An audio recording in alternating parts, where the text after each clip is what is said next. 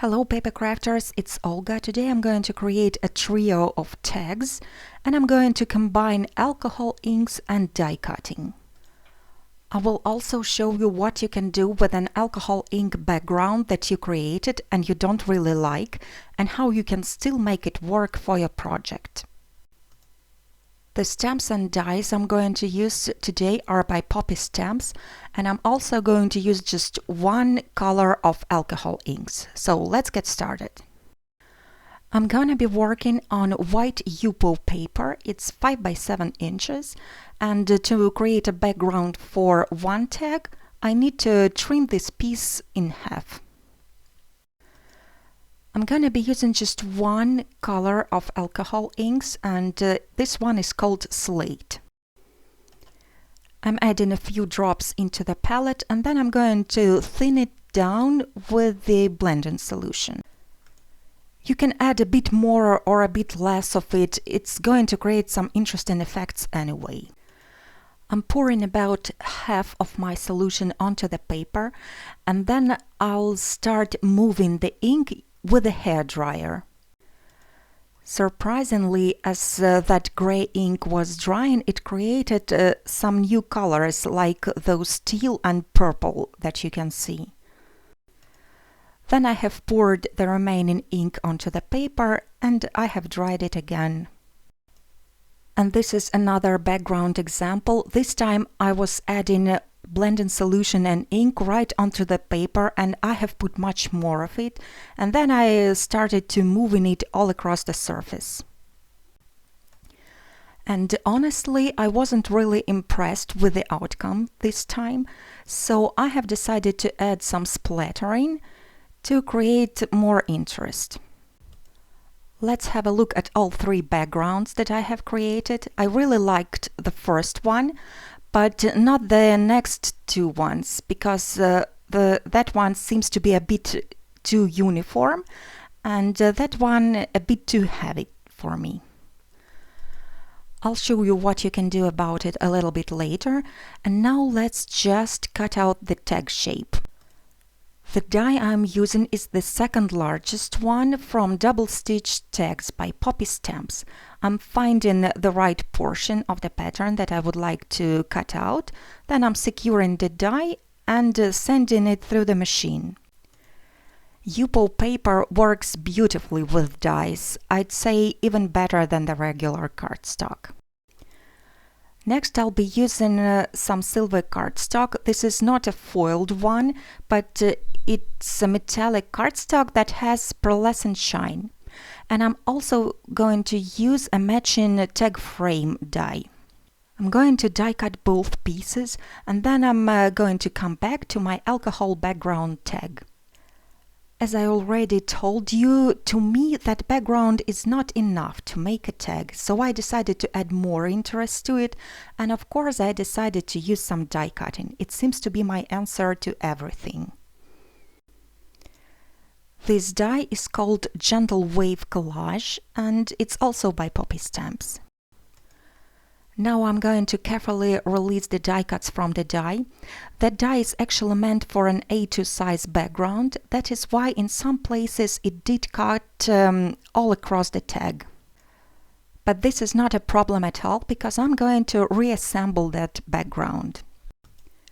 I'll be sticking all the die cuts onto the plain silver tag, and I'm starting from the top of the tag. All the tools and supplies that I'm using are listed on my blog as well as in the description. I'm applying the glue onto the next piece, and I'm going to use the wave die cut as a guide to find the right place for that piece of the background. I'm using an acrylic block to hold down the die cuts. Then I'm going to attach this last piece, aligning it with the bottom of the tag. And now I can say that I like this alcohol ink background much better with the added negative die cutting pattern. I have used the same steps on the remaining two tags, and this is what they all look like at the moment. Before I add the frames to them, I'm going to attach the loops to be able to hang the tags. I'm placing a tag on a non-stick piece of paper, then I'm folding the ribbon like that, and I'm applying some hot glue only at the very top of the tag. And then I'm holding down the loop with an acrylic block. Of course, I did it to all 3 tags, and now I'm going to attach the frames with the mounting tape. I believe that a frame always gives a more finished look to any project, and now I can say there is absolutely nothing that I don't like about these tags. To create my focal image, I am first going to attach a piece of foiled cardstock onto a piece of black craft foam with a wide double-sided tape. Then I'm planning to place my die cut on top of it and run it through the machine, and it's going to cut through all the layers. The die I'm using is Lovely Koi by Poppy Stamps. You see that the layer of foam helped to create a really nice deep debossed pattern, and it will also add some dimension. Now this fish looks almost like a foiled puffy sticker. I've die cut the remaining 2 fishes out of silver mirror cardstock exactly the same way. To create sentiments, I'm going to use some stamps from Grateful Heart stamp set, also by Poppy Stamps. I'm stamping each phrase on a scrap piece of vellum, and then I'm going to silver emboss them.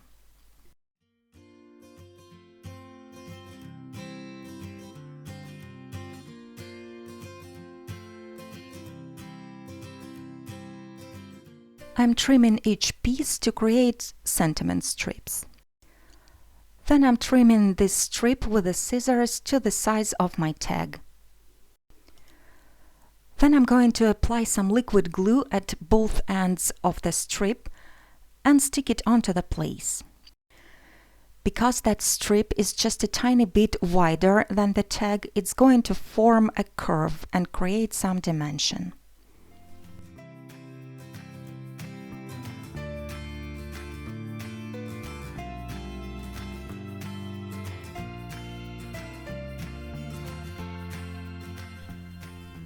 I have die cut 3 circles out of plain white cardstock, and now I'm going to stick my kois onto each of the circles. And then I'm going to attach those circles onto the tags with the foam squares.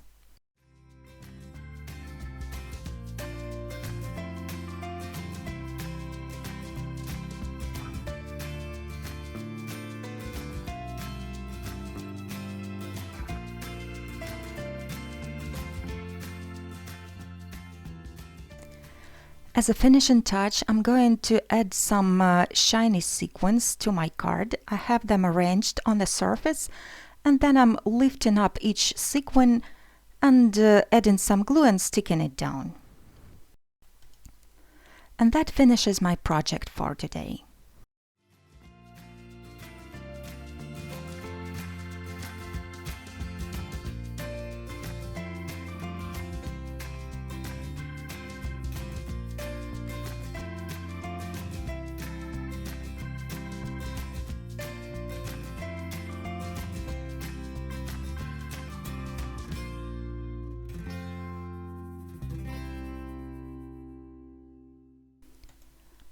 Thank you so much for watching. I really hope you enjoyed and you got inspired to try and combine those 2 techniques, alcohol inks and die cutting.